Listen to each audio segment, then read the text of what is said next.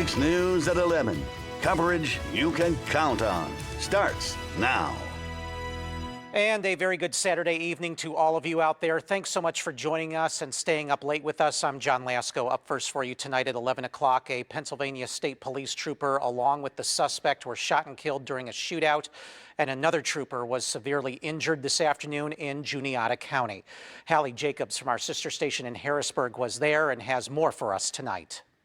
Just a few blocks up from where I'm standing right now, police say that a person encountered one trooper at around 12:45 in the Mifflintown borough. The trooper was then shot.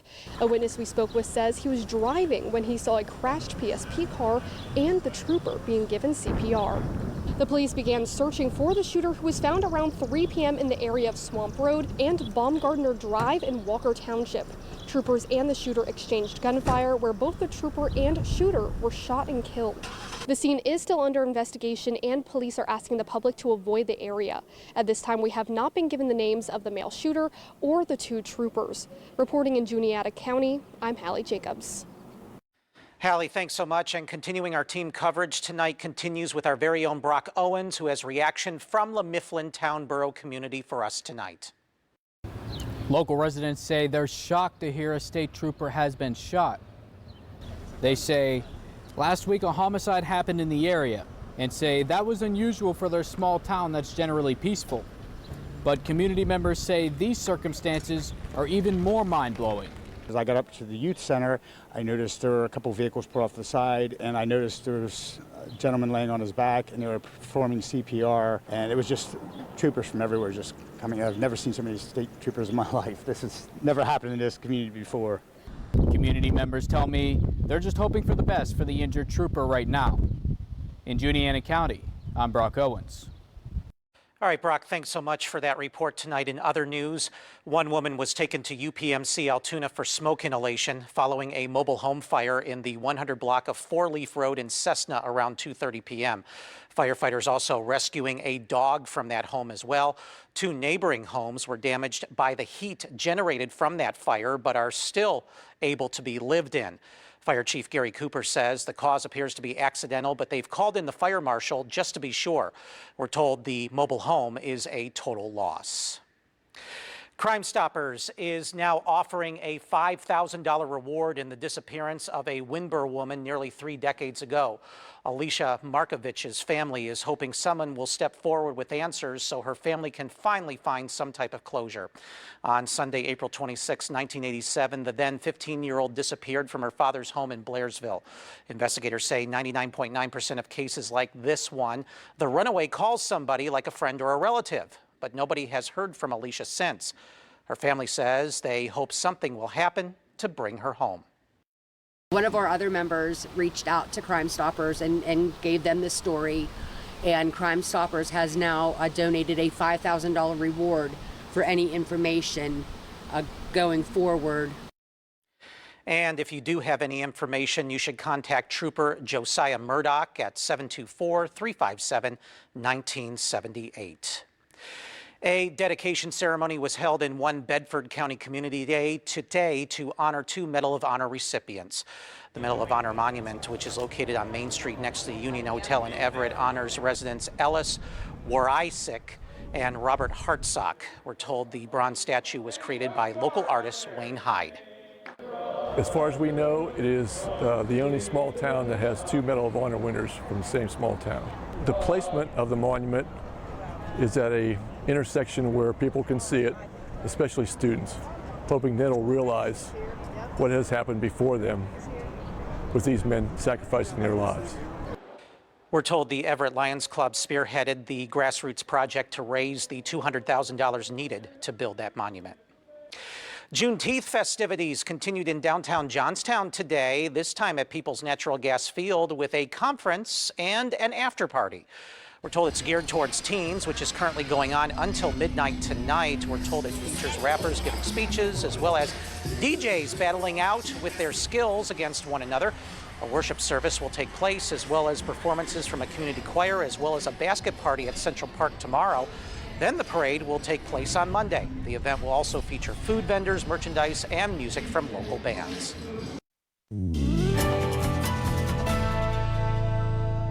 We are are getting ready for a gorgeous Father's Day tomorrow. We start off with temperatures around 61 at 9 a.m. Then heading into the afternoon, high temperatures reach the mid to upper 70s, keeping numbers slightly above average.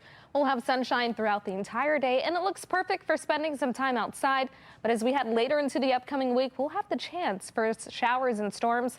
Coming up, I'll have a closer look at the forecast and what you can expect for the upcoming week.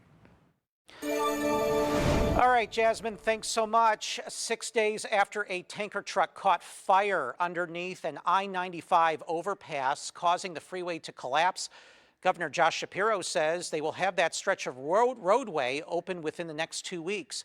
He made that announcement at Philadelphia International Airport before taking an aerial tour of the collapse site with President Biden. Shapiro saying trade union workers will get the job done in that time frame. The president saying the federal government will pick up the tab. To the people of Philadelphia, I want to say that we're with you. We're going to stay with you, and this is rebuilt until it's totally finished. And we're going to try to do that in as quick a time as possible. And I told the governor there's no more important project right now in the country as far as I'm concerned. I'm directing my team, not figuratively but literally, to move heaven and earth to get it done as soon as humanly possible.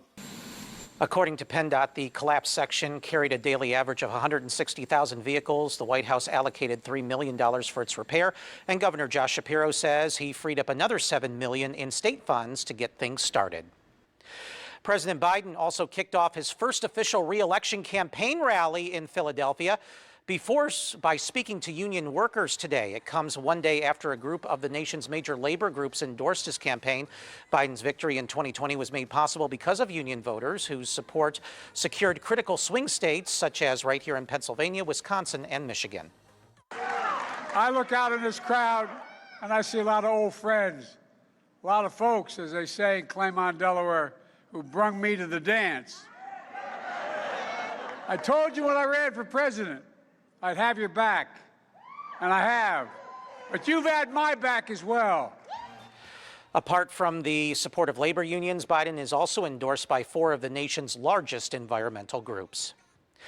19 cadets ranging in ages from 16 to 18 years old from the Keystone State Challenge Academy graduated this morning from a 5-month military-style residential program at Fort Indiantown Gap.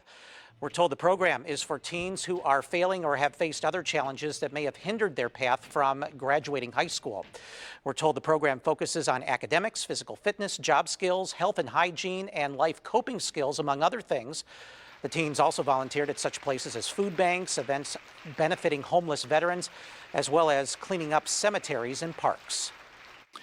As you go on your way, cadets, don't fool yourselves. You are back on your feet. You will be hard to beat. And if you take your best shot, we are confident that you can show the world just what you've got. We believe in you. Believe in yourselves.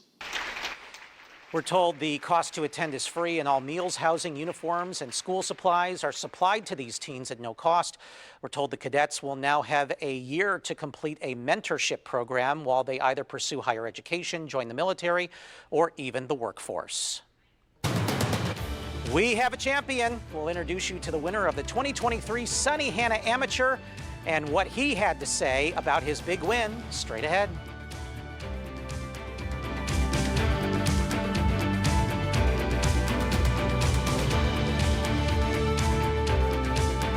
News at 11. Coverage you can count on. The 82nd annual Sunny Hanna Amateur is now in the books as Jackson Van Paris of Pinehurst, North Carolina, took home the trophy at 13 under par. This is Van Paris's 3rd year playing in the Sunny Hanna Amateur and says he loves the course and the welcoming and nice people there. He says hard work as well as support from his parents, friends, and coaches is what got him there. I don't think it's really sunk in yet, but I feel great. Winning a tournament with as many great players that are here and the names that have won it in the past, it's an honor and something I definitely won't forget anytime soon. Well, congratulations to him. Neil Shipley at 12 under and Sebastian Moss at 11 under par round out the top 3. Van Paris is now headed to Rhode Island to compete in the Northeast Amateur. Bald Eagle Area High School is this year's Class 2A baseball champions with an 11-0 victory over the Mount Union Trojans at Medler Field at Penn State this afternoon. Let's go to the highlights. Bottom of the first inning, Bald Eagles' Justin Beisel had this sac fly to left that brings home Tyler Serb. Eagles up 1-0. Still bottom of the first. Carson Nagel smacks a double to right. The outfielder can't get it. Tayton Yoder comes home. Bald Eagle now up 2-0. Still in the first inning, Parker Quick hit a triple to right center, allowing Nagel to come home, making it 3-0 Eagles. Moving on to the bottom of the second inning, runner on second. Serb can do it on the mound and at the plate. Here he is with a base hit to left. Kahali Burns scoring easily from second. Bald Eagle now up 3-0 in the bottom of the third. Bald Eagle up 4-0. Cameron Watkins with a base hit to right center. This 2-run, and the 2 runs come home. This was part of a 7-run third inning for the Eagles. Final play of the bottom of the fourth, Mount Union's Deshaun Robinson grounds out for the final out. We came into this already beating them twice, and we knew they were going to come for vengeance against us. And to come out and put seven in that one inning, we just put them down, and it just feels good. No, I don't think we could have predicted it. We would have beat them by 11. I knew we were going to come in here, we were going to beat them, but I didn't think it was going to be by that much. Well, Serb pitched 5 innings and only gave up 2 hits and had 3 strikeouts.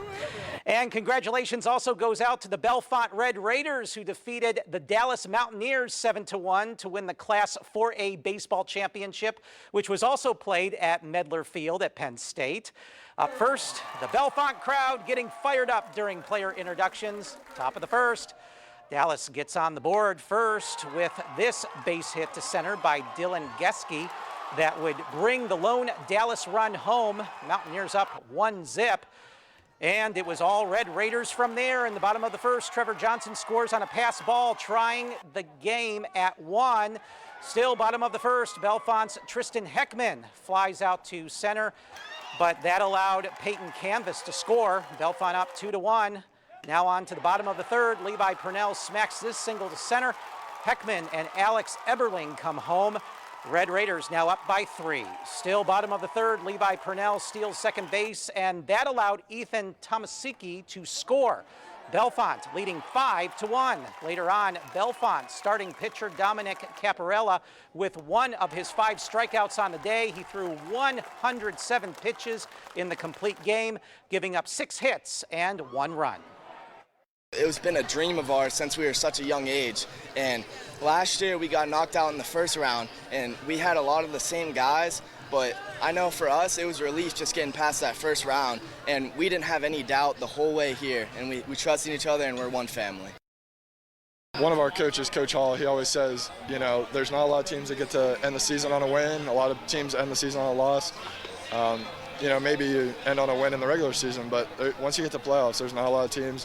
You know, in Pennsylvania, only 6 teams get to end on a win, and it is extremely special to be one of those 6 teams.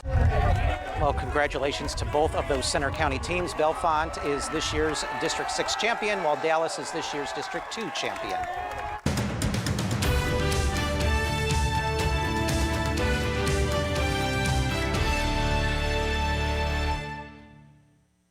Weather Team 6 forecast. I'm meteorologist Jasmine Lomax with a look at your forecast. Much of the day was nice and dry. However, there were some showers in eastern parts of the state, and still now there are some showers toward New England, all associated with Weather Maker. The good news is that we are going to stay nice and dry tomorrow and over the next couple days. But next week we will have the chance for multiple showers and storms. Temperatures overnight drop to the 40s and the 50s. You may want a light jacket as you head outside in the morning, but it looks great for the afternoon. Temperatures reach the upper 70s, then we're looking at the mid-80s, a nice jump in temperatures for Monday. On Tuesday, highs will be around 82, and notice over the next 3 days, we're talking temperatures above average. That trend will last for the week. So get ready for a gorgeous day for Father's Day. We are talking higher temperatures as we head into the rest of the week with highs in the 80s. We're also looking at multiple chances of rain, and that could have impacts on some of your plans. On the future scan, not much happens overnight. We stay quiet with mostly clear skies. waking up around 8 a.m. to temperatures in the 50s and possible 60s. A few more clouds do start to move in for the afternoon. The showers mainly stay to the northeastern part of the state. Many of us stay dry with lots of sunshine. Then heading into Monday, it looks great as we start the day. We'll have a few more clouds for the afternoon, but notice those higher temperatures, the upper 70s and the low to mid 80s around the area. It looks great for Monday and even into the night, but we have the next chance for showers and storms on Tuesday. That's followed by mostly dry weather on Wednesday and Thursday. On Friday, we have another chance for spotty showers and then more rain on Saturday, so that could have impacts on some of your weekend plans. Tonight, though, it remains quiet as temperatures drop to the 40s and 50s with nice and clear skies. Highs reach 78 with plenty of sunshine tomorrow and light winds. We'll be around 84 on Monday, good weather for Juneteenth, then 82 with a few spotty showers and storms on Tuesday. We'll be in the low 80s, still above average on Wednesday and Thursday, and we stay mostly dry on those days. But on Friday, we have the next chance for a few showers. The day doesn't look to be a washout. High temperatures will be around 81. We're looking at higher numbers on Saturday, 82, along with the chance for showers and storms. All right, Jasmine, thanks so much. Well, 60 million people from Colorado to Florida are facing severe weather risks this Father's Day weekend. It comes as cleanup gets underway in Perryton, Texas, after a tornado ripped through that small city on Thursday, killing 3 people. The damage and devastation is widespread as portions of the Texas Panhandle are buckling down for more wet weather and heat. Shelley Moore-Ashi has the very latest. The start of the weekend bringing severe weather threats for millions in the U.S. There is an enhanced level 3 out of 5 risk of severe weather in Oklahoma, portions of the Texas Panhandle, and southern Kansas into Sunday. Know your safe spot. Get there. An interior room with as many walls as possible or a basement. Huge tornado on the ground. Already reeling from an EF3 tornado that slammed into town this week, Perryton, Texas is in that enhanced severe weather risk category on Saturday. On Thursday, at least 3 people, including a child, were killed, and up to 100 people were sent to the hospital when this violent storm swept through. I've seen more tornadoes than I can count. I've never seen the level of decimation to a town as I've seen today. The one thing that cannot be rebuilt is a life. You can see buildings, cars, and homes destroyed by the storm in Texas, residents sharing frightening details. When I opened my room, my roof flew off. My dog tried to run out, and now we went to the restroom, and that's where we stayed for the rest of the time. Meanwhile, more than 40 million people living across parts of Texas, Louisiana, and Florida are under heat alerts this weekend. According to the National Weather Service, overall temperatures could reach 10 to 15 degrees above normal, with the potential to break records in some areas. This heat wave is expected to last through the middle of next week. I'm Shelley Malashi reporting. President Biden announced his pick to lead the Centers for Disease Control and Prevention on Friday. He's calling on Dr. Mandy Cohen to fill that spot. She's an internal medicine physician who currently is working in the private sector. But before that, she led North Carolina's Department of Health and Human Services and even worked at the Centers for Medicare and Medicaid during the Obama administration. She will replace Dr. Rochelle Walensky, who last month announced plans to leave at the end of June. At least 41 people were killed, most of them students, when suspected rebels attacked a school in Uganda Friday night. 6 people were also abducted to carry food stolen from the school. The nighttime raid occurred near the border of the Congo in western Uganda. Authorities believe an extremist group with ties to the Islamic State orchestrated that attack. They say the group operates out of the Congo and have been terrorizing residents there for years.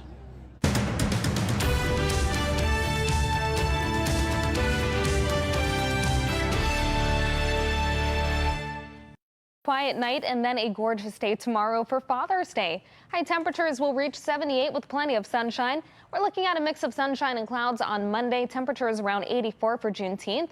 Then we'll be in the low 80s on Tuesday. We have the next chance for showers and storms, but it doesn't look like the day will be a washout.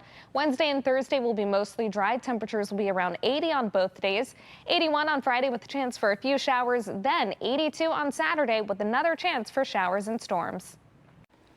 All right, shaping up to be a perfect day for Dad tomorrow. Jasmine, thanks so much. And as always, thank you for joining us for this Saturday edition of 6 News at 11. Saturday Night Live is coming your way next. For the latest news, weather, and sports anytime, be sure to head over to our website, WJAC-TV.com. Have a great night.